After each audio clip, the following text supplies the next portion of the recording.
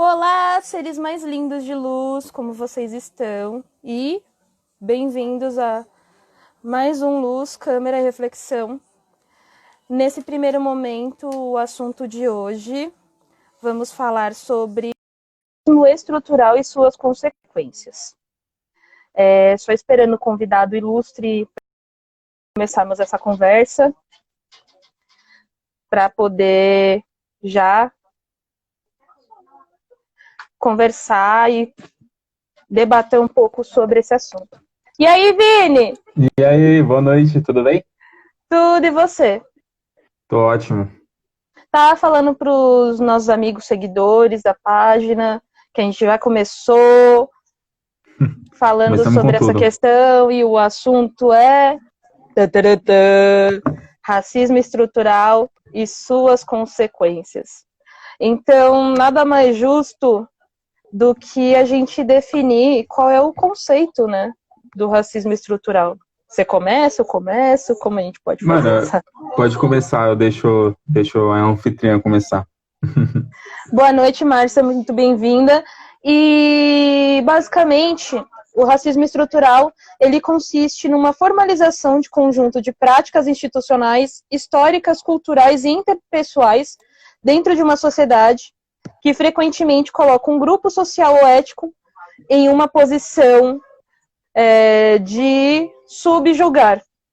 Ou seja, nada mais justo e nada mais do que você, de uma forma muito bem enraizada e estruturada, você colocar um indivíduo numa situação de desprezo, de preconceito, e que você deixa de considerar que o indivíduo negro é um ser humano.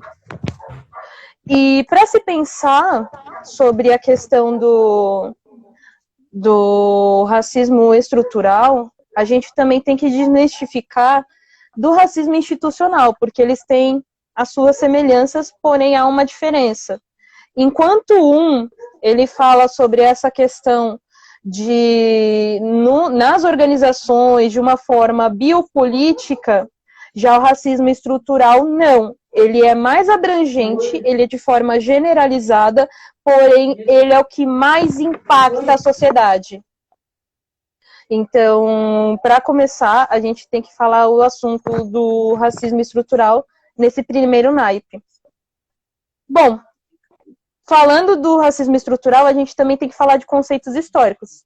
Então, basicamente, começa no século XVI, onde teve a colonização aqui no Brasil, e onde os jesuítas vêm para o Brasil de uma forma para ensinar o povo indígena e o povo negro com uma cultura eurocentrada, onde tinha uma raiz mais forte, que era o catolicismo.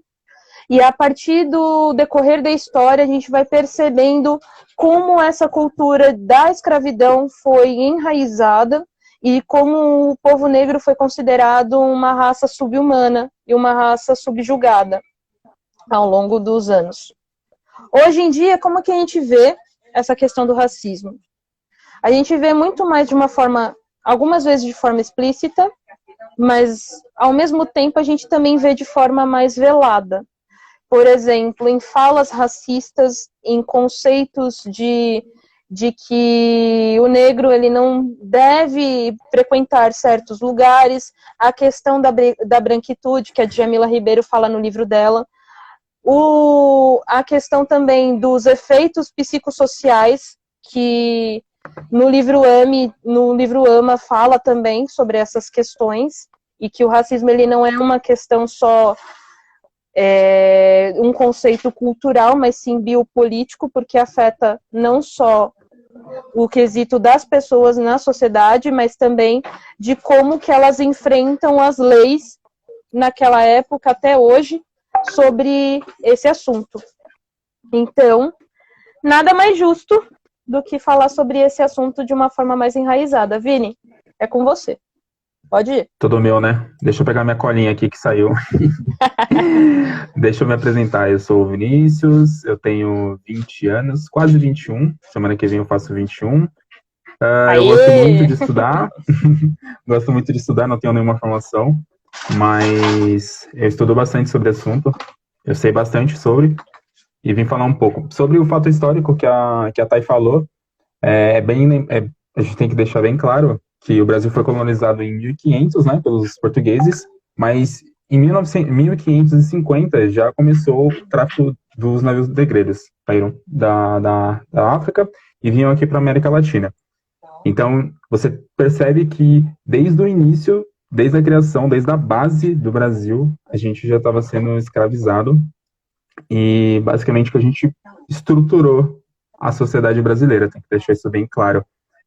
Um ponto importante também é que antes de abolir a escravidão, existiam muitas leis penais, né? Por exemplo, eu tinha anotado duas leis em específico, uma que, se não me engano, foi 1824, que era a lei da capoeira. Perdão, perdão, é a, desculpa, é a lei da vadiagem, que você, tipo, se você fosse desempregado e você estivesse na rua, você ia ser preso por 3 meses. Esse era o prazo. Então, se você fosse negro, seja homem ou mulher, você seria preso porque você estava vadiando. Um ponto importante também para falar sobre o racismo estrutural é que quando ocorreu a abolição da escravidão, os negros só falaram assim: olha, vocês estão livres, só que para onde vocês vão? Né? Foram para morros, foram para lugares afastados das cidades, e aí que deu origem às favelas. Então, você tinha mais de 1,5 milhão de pessoas em situação precária, sem trabalho, sem estudo, né? Sem educação, sem nada, sem moradia, vivendo em situações totalmente precárias. Então, teve também uma questão histórica que nessa época, né, aí no século XIX, XVIII, teve um embranquecimento muito forte, porque o Brasil vivia muito a questão de se espelhar na Europa. Então, existia muita publicidade para que os europeus viessem para o Brasil. Os principais que vieram foram os italianos e os alemães, mas também vieram os japoneses. Basicamente, tinha umas publicidades falando assim: vem aqui para a terra do nunca, onde tudo é perfeito, onde vocês vão ter terra, vão ter tudo. E com essa falsa imagem, eles vieram para os trabalhos mais braçais, né, como tipo de fazer.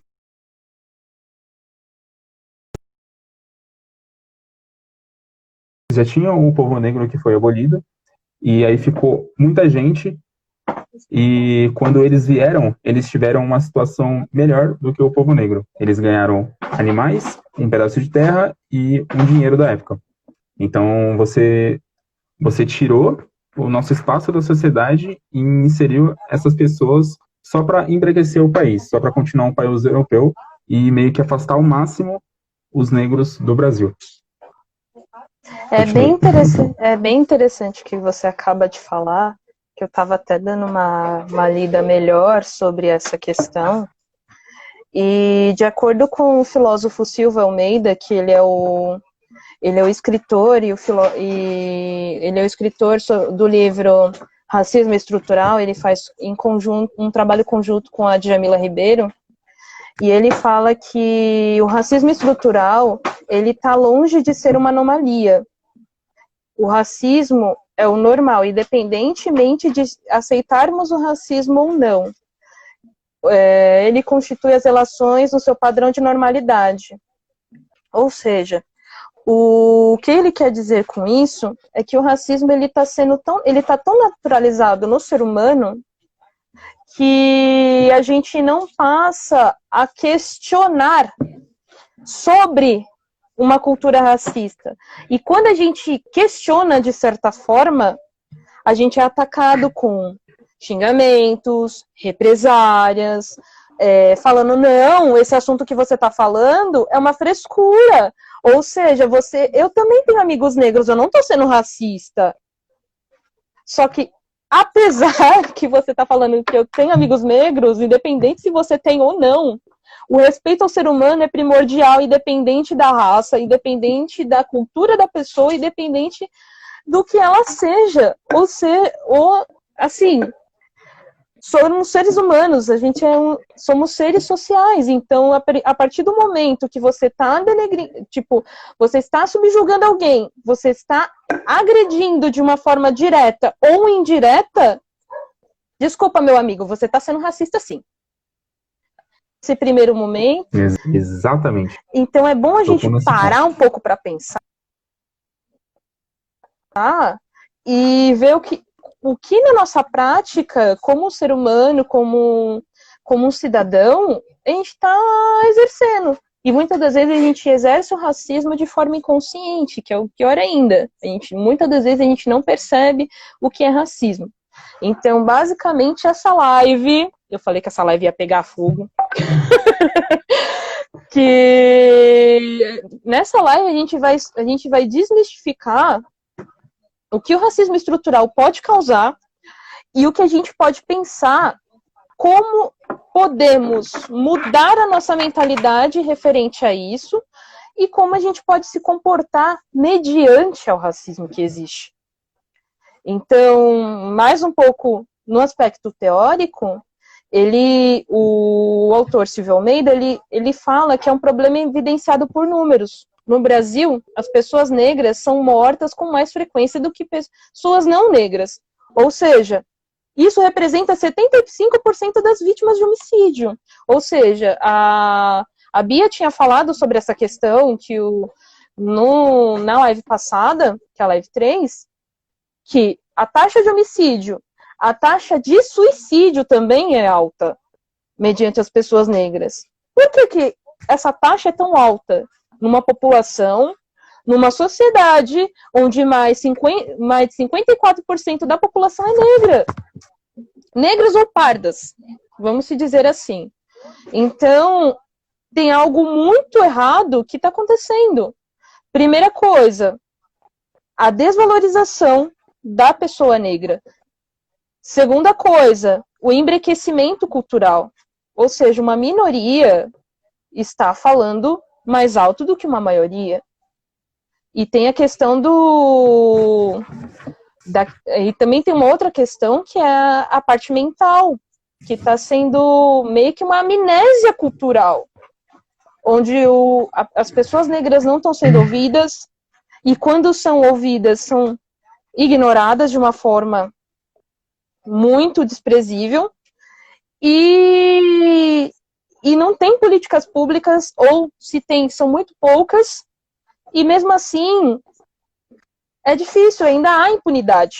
Por exemplo, o caso do menino Miguel, onde a patroa da mãe do menino foi presa e foi liberta depois, horas depois, com 20 mil reais, velho. Eu falo, gente... Lamentável. Eu falo, gente, como que um país onde a escravidão ainda foi o último país a ser, de certa forma, independente, consegue ter uma cultura tão agressiva e tão enraizada em quesito de situações, ou até mesmo enraizamento político, no caso dos europeus. Então, a gente tem que pensar, enquanto pessoa negra, a gente se reconhecer como tal, e muitas das vezes as pessoas têm medo de se reconhecer quem são. Então, é algo muito complicado, é algo muito agressivo. Então, a gente tem que pensar, enquanto pessoa, como a gente pode combater isso. E aí começa a... Sim, pode falar. Não, pode terminar. É algo que a gente tem que começar pela nossa mentalidade. Se a gente não muda a mentalidade referente a esses assuntos, e como a gente pode combater? Que eu venho sempre falando nas lives anteriores, conhecimento. A gente combate a ignorância com conhecimento. Se a gente busca informações, a gente busca referenciais teóricos com pessoas negras, se a gente vai a fundo em pesquisas científicas, se a gente vai conversar com pessoas que têm um ramo, têm uma propriedade para falar do assunto, já ajuda bastante. E aí começa a nossa batalha mental, como as pessoas dizem que o nosso maior inimigo é nós mesmos. E de fato é verdade. E de fato é uma verdade, porque se a gente não constrói, ou desconstrói no caso, essa cultura eurocentrada com base nos achismos que os outros impõem pra gente, e a gente não para pra pensar, pra dizer quem eu sou, como eu me comporto numa sociedade, por que eles me tratam dessa forma, a gente começar a se questionar. E também questionar as pessoas, porque também, nesse primeiro momento, muitas das vezes o povo negro acha que a culpa deles serem pré-julgados, de serem desvalorizados, de serem abomináveis aos olhos de outras pessoas, é culpa nossa, é culpa deles. Mas, na verdade, não. A gente tem que olhar também por conta da projeção. O que significa? Que as pessoas projetam erros, impressões, inseguranças através da outra pessoa. Ou seja, vou falar, Vinícius, você é preto, você não merece estar aqui. Aí você responde com aquele texto maravilhoso. Eu tenho que responder? Não. É tão irritante ouvir essas coisas, porque a gente falando, brincando aqui, dando risada, mas quando você ouve essas coisas, entra na sua cabeça assim, e você só consegue balançar a cabeça e falar assim, por que essa pessoa tá falando isso pra mim? Porque é de umas coisas que dói o coração, sabe? Você sente na pele o que é, quer dizer, a gente sente na pele o que é esse preconceito, o que é esse racismo. E é uma parada muito dolorida, uma coisa que mexe totalmente com a sua autoestima. Totalmente. Sim, não só com a autoestima, mas também com todo o seu contexto social, né? Então a gente tem que pensar no pressuposto também da história de vida da pessoa, como essa pessoa ela enfrentou, se ela teve repertório para poder viver nessa sociedade que é tão racista assim. E na verdade também eu bato numa outra tecla que é importante pra caramba, velho. Porque a educação ela nos ensina num formato eurocentrado. O que isso quer dizer? Então, a gente importa no nosso ser impressões de outra cultura que não é nossa, que a gente não se apropria. E muitas das vezes não tem um amparato no quesito afrocentrado, que foi o que o Marcos tinha falado na primeira live. A gente não tem referencial. E se tem, é pouquíssimo. Na saúde, por exemplo, que eu tinha falado na live passada. Grandes pesquisas são feitas por negros. Pessoas negras são submetidas a pesquisas. Porém, para benefício próprio, quando há criação de medicamentos, quando há uma elaboração de uma política pública na área da saúde, é submetida para quem? Para as pessoas negras? Não, são para as pessoas brancas. Ou seja, ainda assim, as pessoas têm preconceito com os negros na área da saúde, na área da educação, em qualquer lugar. Então, por mais que a gente pensa, isso é uma questão que eu vou até jogar pro povo. Que eu vou fazer umas perguntas. Joga aí. Vou. Agora não. Já.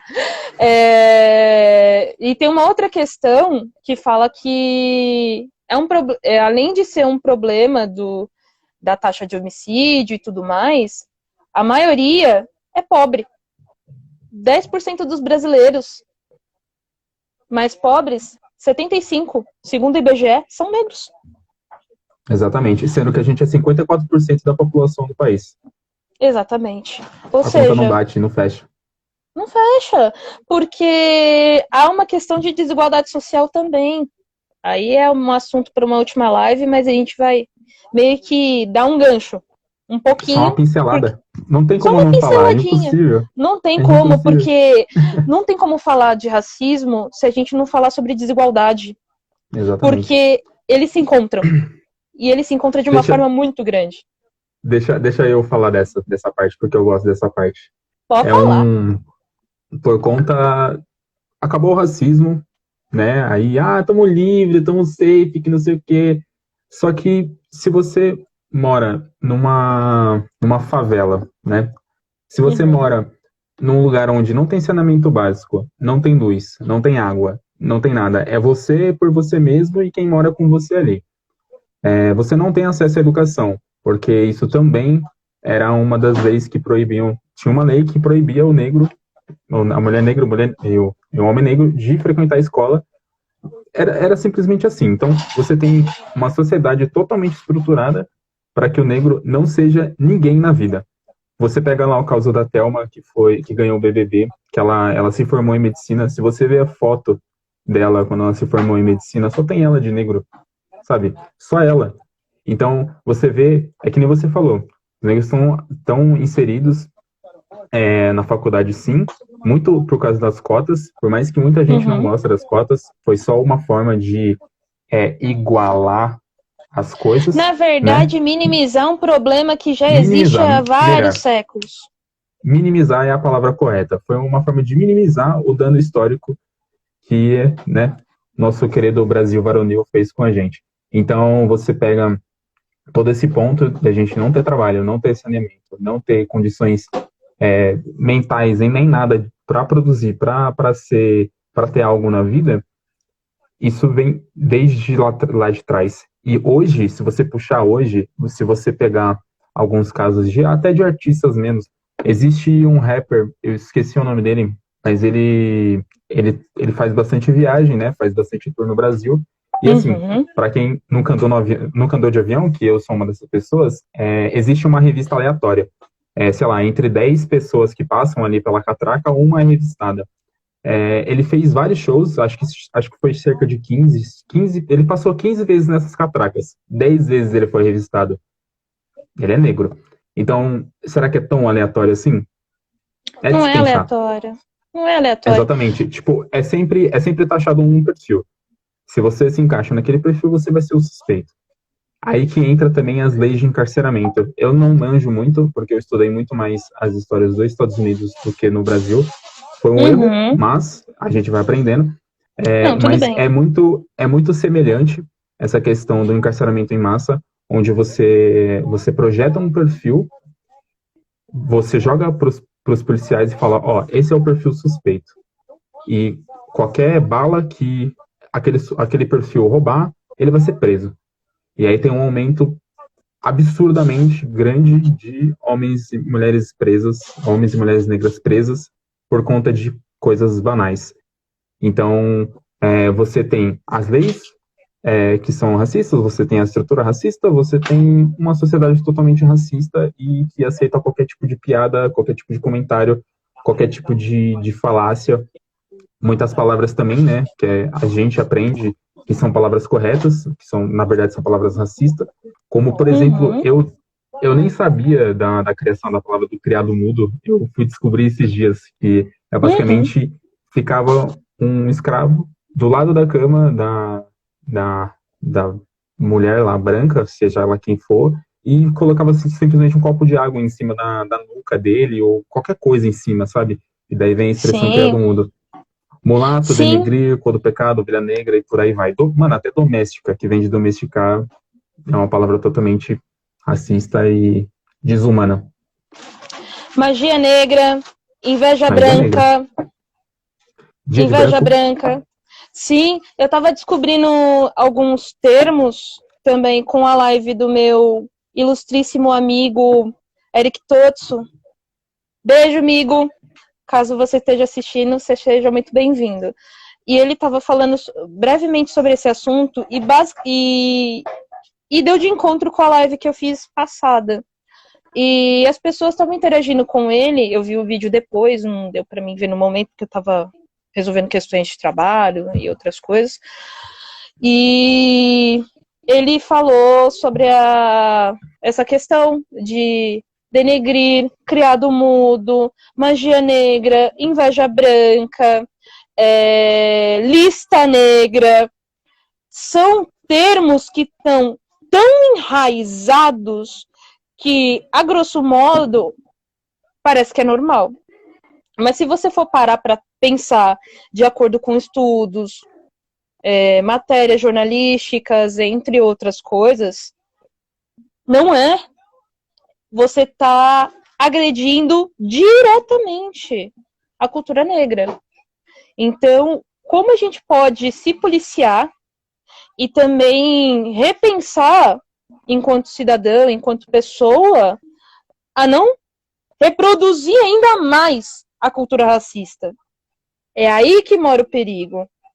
Então a gente tem que, muitas das vezes também tem uma outra questão que eu estava até conversando com a Cauane, hoje à tarde. Ela me deu uma super ideia. Ela fez uma série de vídeos.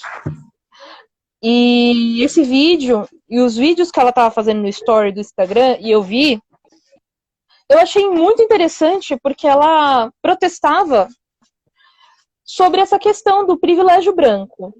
E falar, você, pessoa branca, você tem que parar para pensar que os negros também precisam ser ouvidos. Isso repercutiu de uma tal maneira que as pessoas começaram a meio que criticá-la.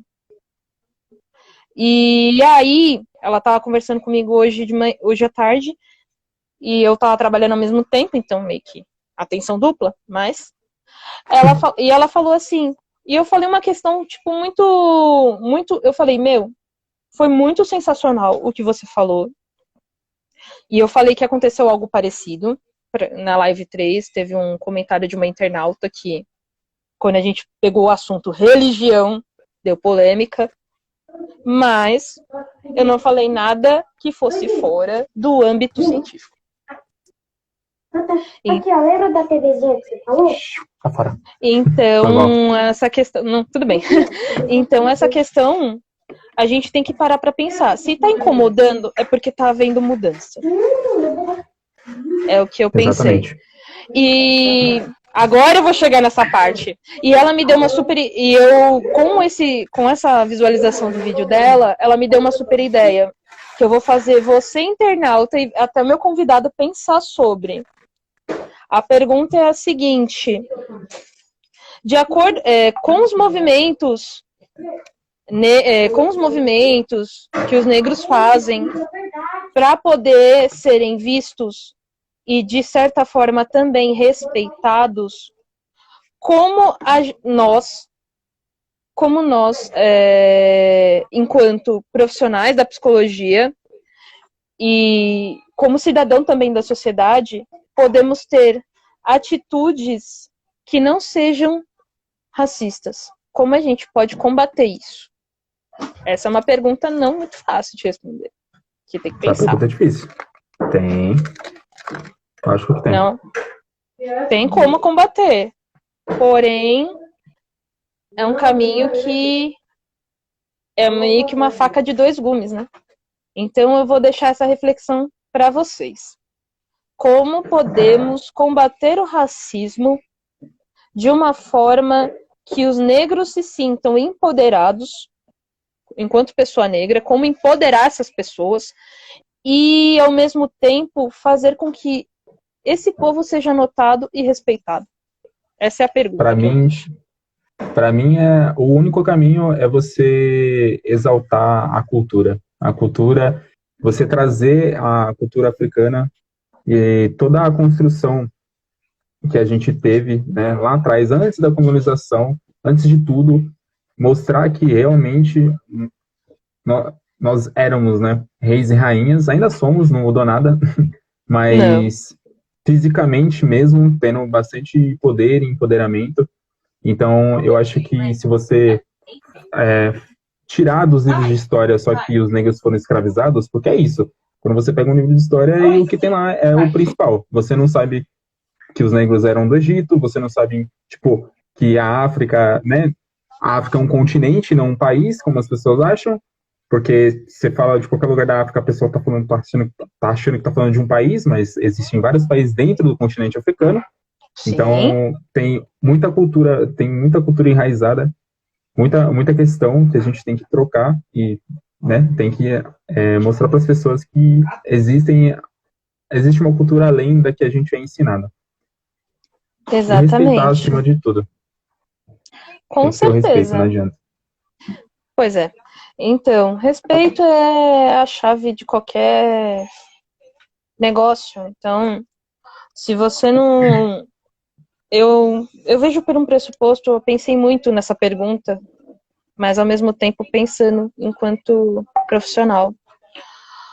Se nós não apresentarmos os dados, os fatos reais para as pessoas de forma não agressiva, mas de forma clara, as pessoas nunca vão saber o que de fato está acontecendo.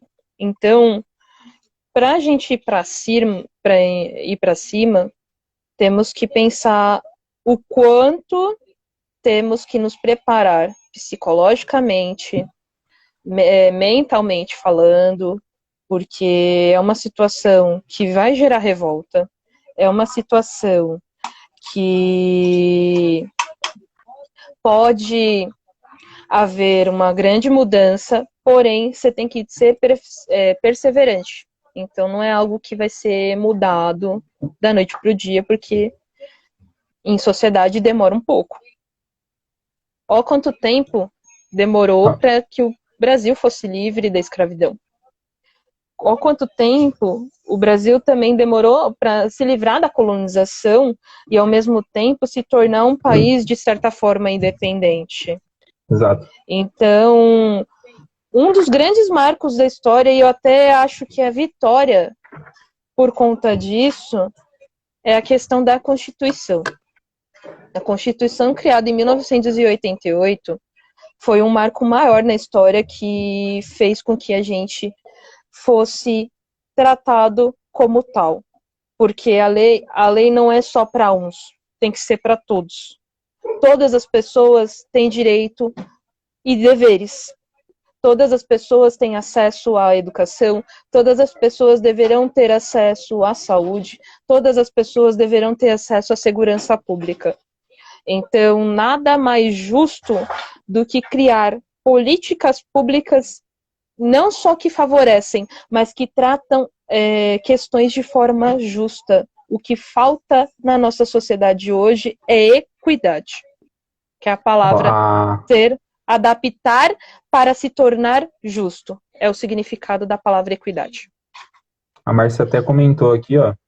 Ela falou assim: acredito que a escola e a faculdade. Peraí que saiu. Acredito que a escola e a faculdade promover atividades culturais e não encontro o que eu tinha falado. É exatamente. Quando eu estava na escola, a gente tinha um projeto, sempre um projeto de consciência negra, em novembro, e foi algo Uhum. que, na minha época, foi o que deu aquele boom, porque é quando você percebe que não existe só a escravidão na nossa história, existe todo um algo gigante que a gente foi literalmente, literalmente foi tirado da gente e foi injetado essa cultura europeia, essa cultura americana, na verdade, americana não, né? Essa cultura estadunidense de consumir sempre os mesmos filmes, assistir sempre as mesmas séries, comprar a roupa da Nike, da Adidas e por aí vai. Enfim. Então Sim, é legal a gente saber que existe toda uma gama, uma cultura muito rica que a gente não teve acesso, mas que a gente pode pesquisar hoje. Hoje está tudo na internet, está tudo fácil. E a questão dos serviços públicos, né? Estritamente, é extremamente importante isso acontecer, para que a gente tenha essa equidade, para que as coisas realmente sejam justas, não seja essa desvantagem enorme, né, que está a sociedade hoje em dia, que a gente não sim. consegue simplesmente arrumar um emprego sem a pessoa olhar do seu pé à cabeça, sabe? São as coisas que tem que mudar para ontem, né? Senão não vai virar um problemão maior do que já é. Com certeza, Vini. E uma outra questão que eu penso também, enquanto profissional da psicologia, é que para a gente abordar esse assunto de forma mais ampla, muitas das vezes tem a questão do empoderamento e da identificação.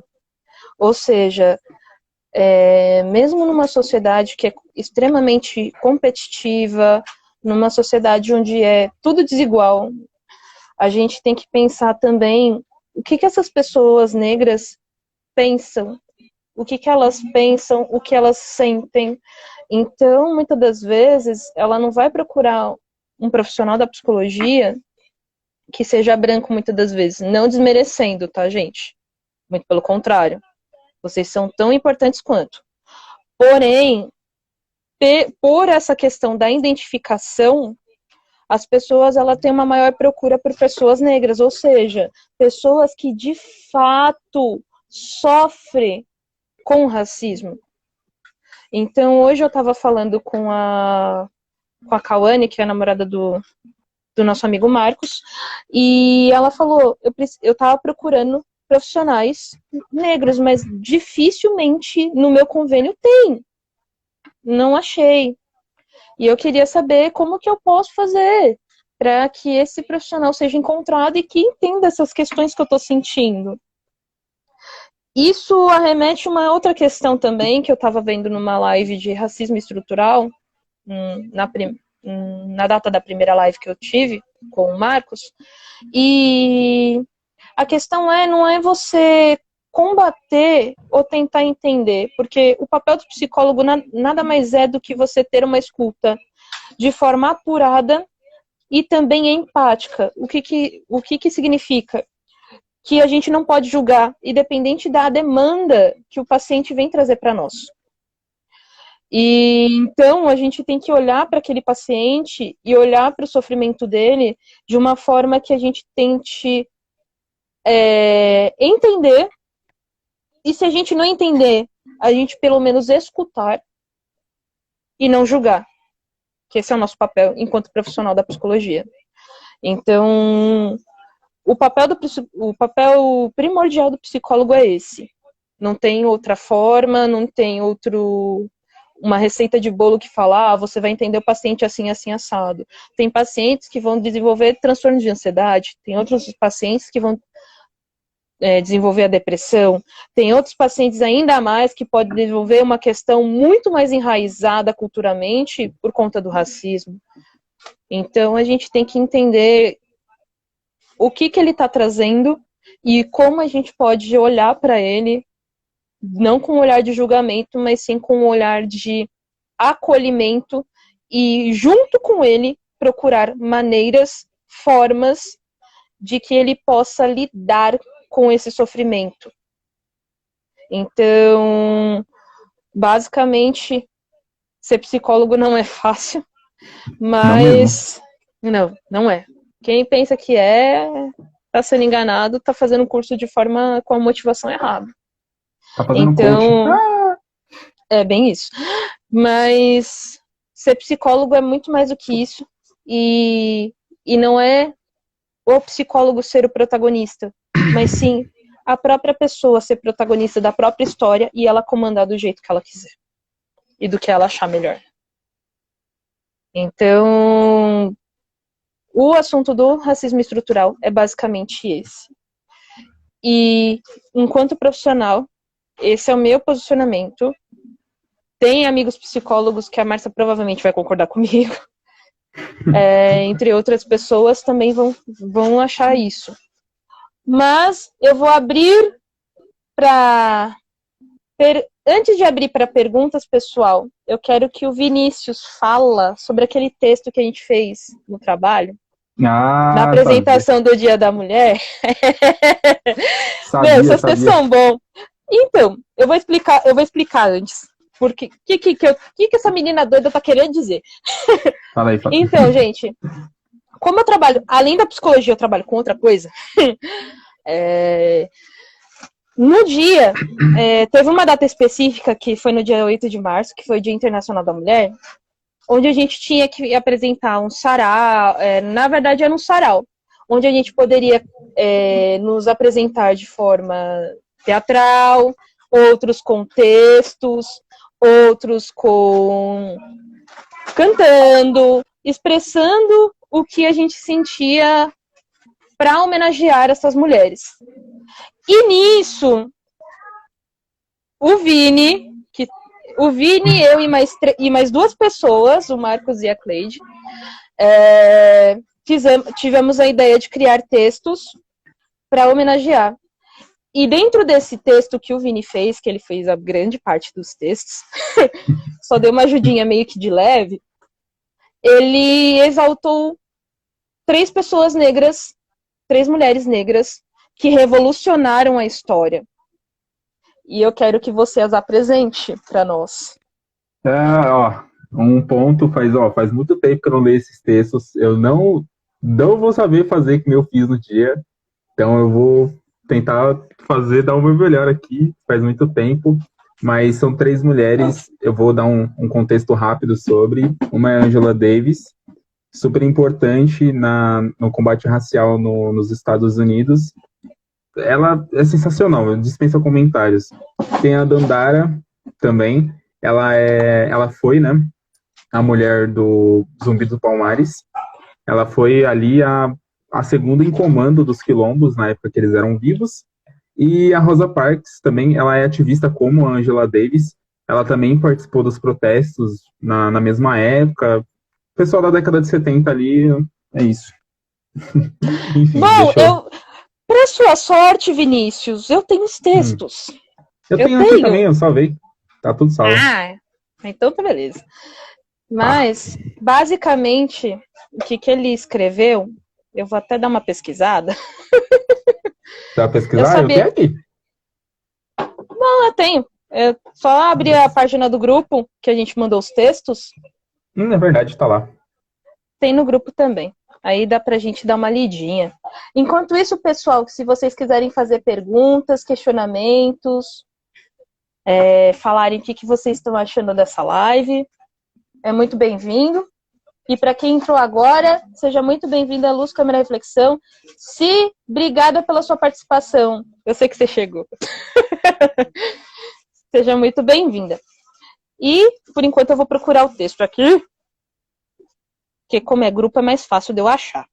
Bem mais fácil aí, ó. Esse texto aí eu fiz em um dia, deixando bem claro. Sim, dia, é verdade. Correndo, mas ficou incrível. Ficou maravilhoso, velho.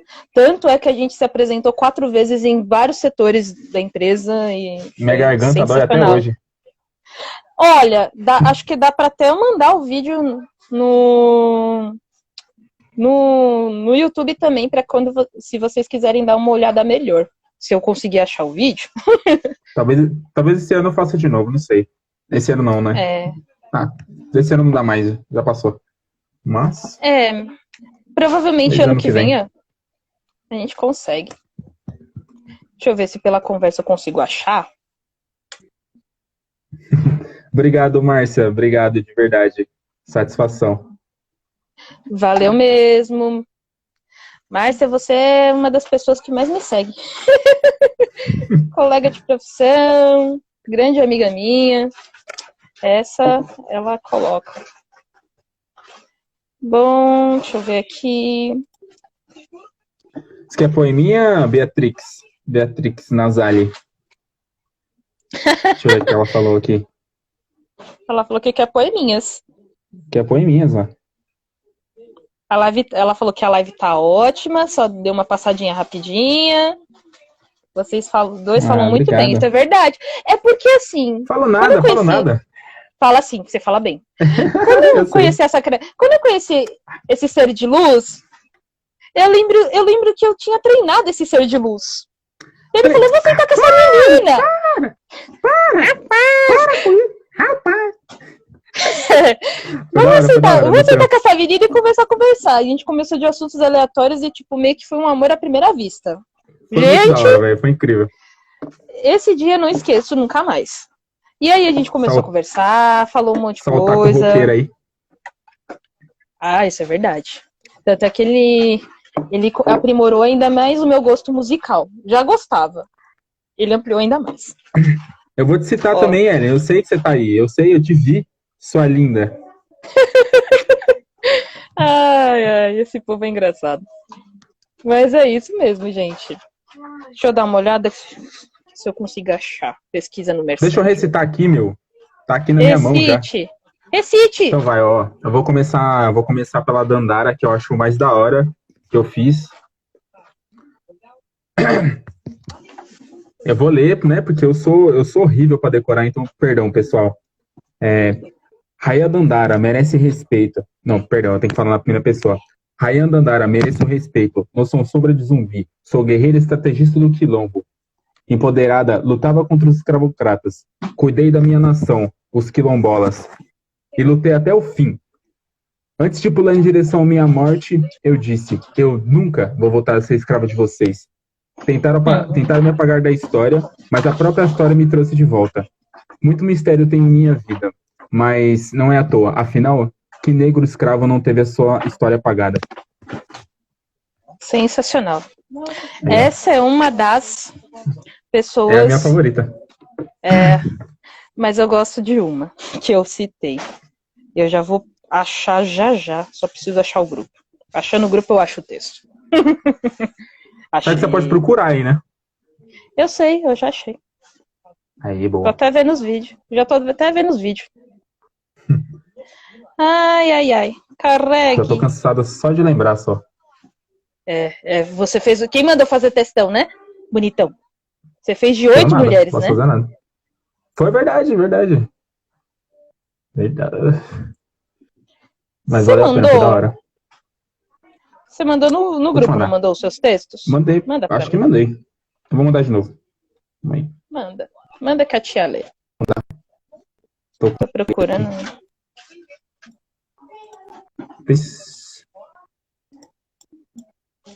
Para. Pronto. Maravilhoso, show. Tá os 3 aí. Maravilha. Tem da Nina Simone. Eu fiz, na verdade, foi 4 mulheres negras. Mas a da Nina Simone, eu não tenho muito conteúdo na internet.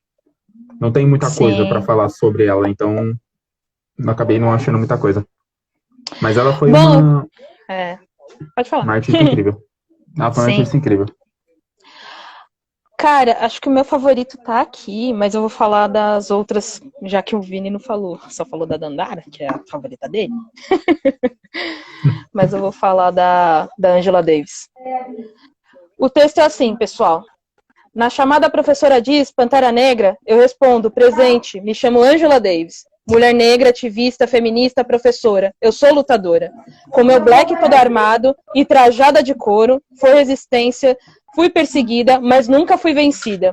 Quanta história tenho para contar, quanta coisa eu tenho para ensinar. Muita determinação, me escute com atenção, a inspiração garantida. Adoro esse texto. É que eu peguei essa referência de falar, que eu lembro. Nossa, eu falei mais ou menos assim mesmo, foi da hora. Nossa, foi incrível esse dia, saudades. E eu lembro que eu falei da Rosa Parks, uma das minhas favoritas.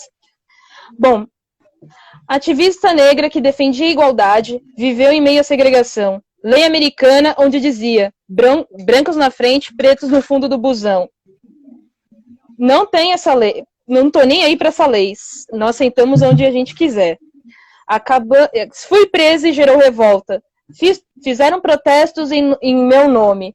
Reuni a galera e mudou o cotidiano dos americanos. Hoje em dia, o que acontece? Tem rua em meu nome, tem feriado em minha homenagem, mas acima de tudo, minha trajetória foi marcada com muita luta e vitória. Eu lembro desse dia. Adoro essas histórias. Adoro, Valeu, adoro obrigado, mesmo. Márcia. Obrigado. Obrigada, Má. Mas esses textos foi muito bom, foi muito maravilhoso, tanto que eu achei os vídeos, dá pra mandar, dá pra remandar pra todo mundo. Tá tudo salvo, foto, vídeo, tudo. Graças a Deus alguém mandou no Facebook. Esse alguém fui eu. Que eu não sabia que ia acontecer, que tipo, depois deu o celular e tal. Então, acontece. basicamente, normal. Aí salvou. Pelo menos os textos estão lá, tá tudo aqui. Maravilhoso. Bom, gente, considerações finais, Vini. Pode começar. Minhas considerações finais são... obrigado. Vocês estão todos ligados. Minhas considerações finais são... uma coisa que eu estava até conversando com os amigos meus. É sempre importante a gente falar sobre racismo, seja estrutural, institucional, racismo em si, com as pessoas que você convive, sejam pessoas mais velhas, pessoas mais novas, sempre conversa, sempre explica para essas pessoas que o racismo existe, ele é totalmente enraizado na nossa sociedade, ele precisa ser combatido.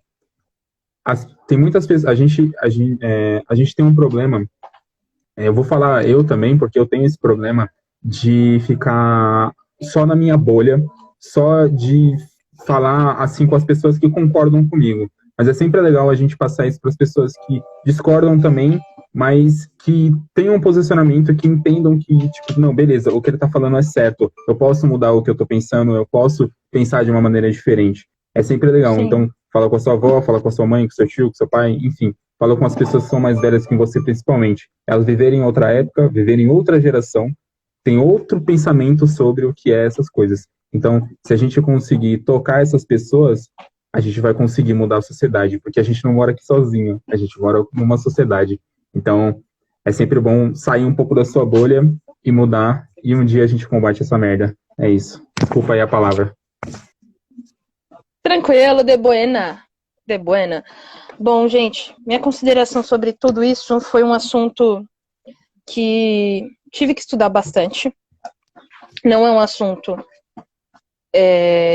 tão comentado assim. Tem muito referencial.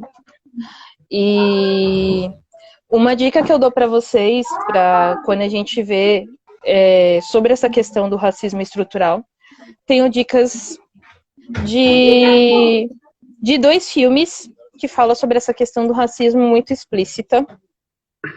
Uma é o filme Corra, que é um filme de terror, que eu tinha recomendado antes. Maravilhoso, eu assisti. Só que deu uma raiva depois, mas é bom, porque essa raiva faz com que você... só um pouquinho. Só um pouquinho. É uma raiva que você fica pensando, né, velho? O que aconteceu nesse contexto?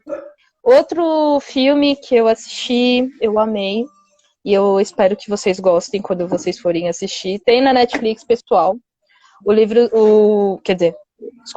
O filme se chama American Sun. Esse filme, ele retrata de uma família onde o filho dessa mulher negra, que é doutora em psicologia, desaparece. E ela tá muitas horas na delegacia à procura desse filho.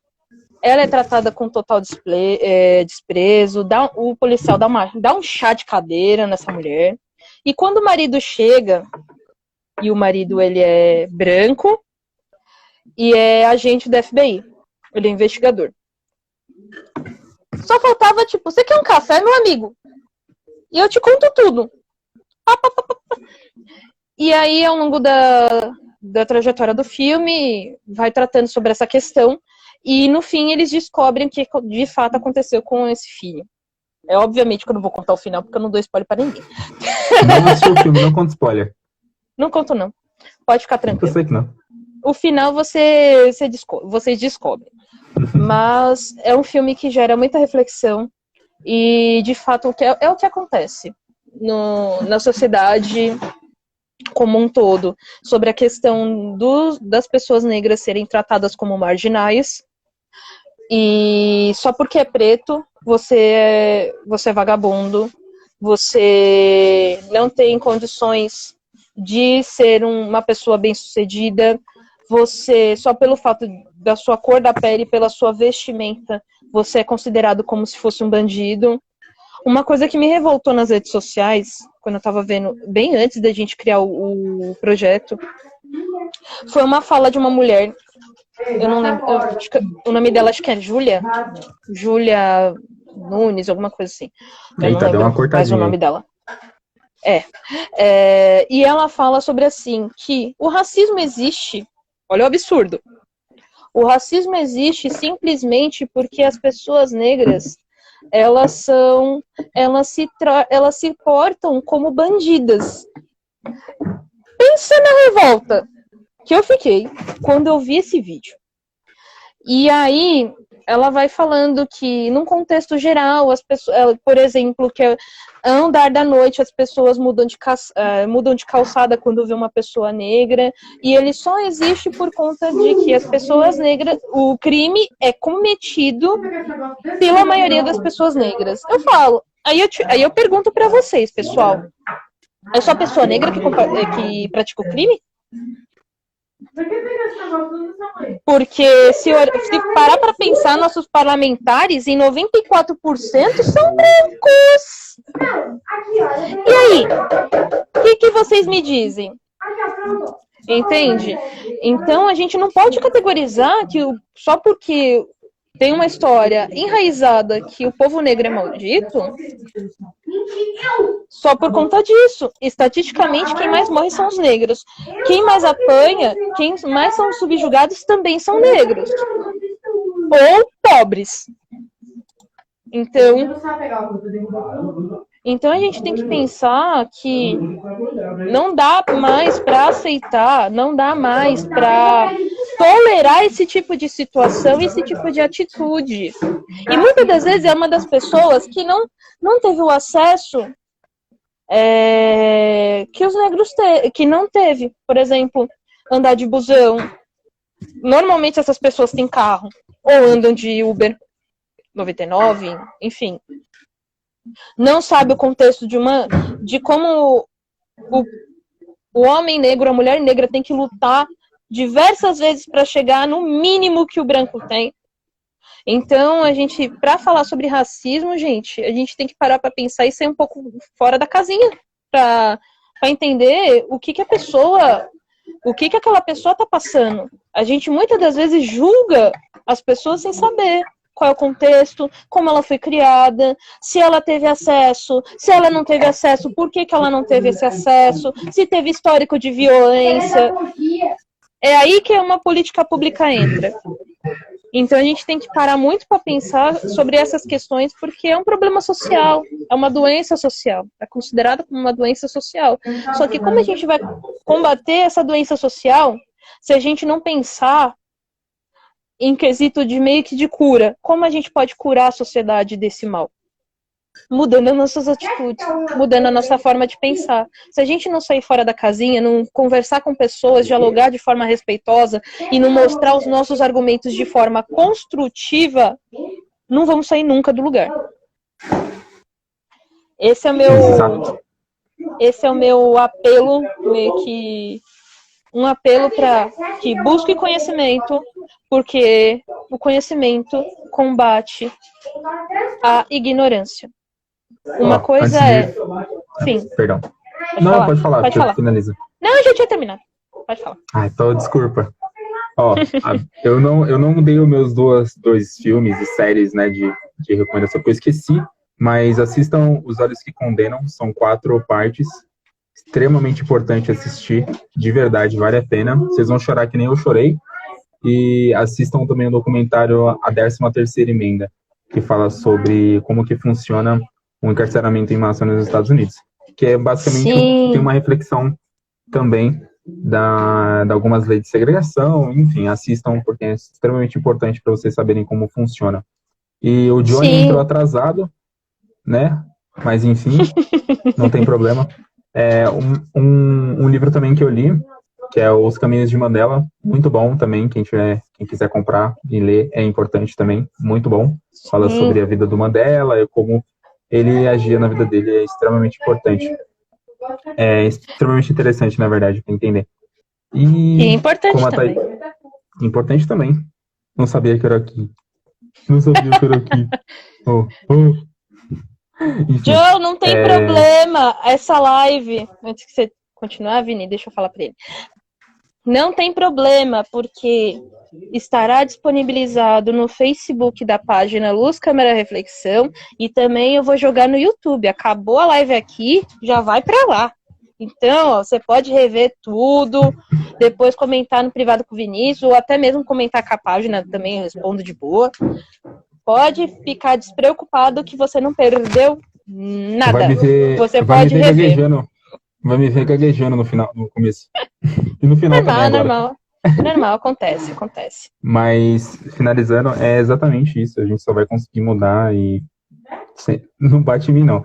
A gente só vai conseguir mudar essa estrutura com políticas públicas, lembrei o nome, só com as políticas públicas, só com tirar esse algo que é enraizado e mudar